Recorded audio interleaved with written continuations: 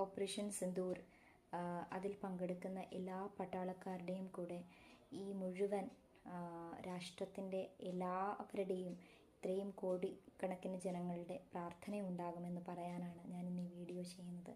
ഞാനും നിങ്ങളും ഉൾപ്പെടെയുള്ള എല്ലാവരും ഇന്നിവിടെ സ്വസ്ഥമായി അവരവരുടെ വീട്ടിലിരുന്ന് നമുക്ക് സ്വൈര്യവും സ്വസ്ഥവുമായിട്ടിരിക്കാൻ സാധിക്കുന്നുണ്ടെങ്കിൽ അത് അതിർത്തിയിൽ തൻ്റെ ജീവൻ പണയം വെച്ച് നിൽക്കുന്ന പട്ടാളക്കാർ കാരണം തന്നെയാണ്. നമ്മളുടെ ഡിഫൻസ്, നമ്മളുടെ മിലിറ്ററി സിസ്റ്റം എത്ര അഡ്വാൻസ്ഡ് ആണെന്നും അവരെത്ര പ്രിസൈസ് ആണെന്നും നമ്മൾ ഈ ദൃശ്യമാധ്യമങ്ങളിലൂടെയൊക്കെ കണ്ടതാണ്.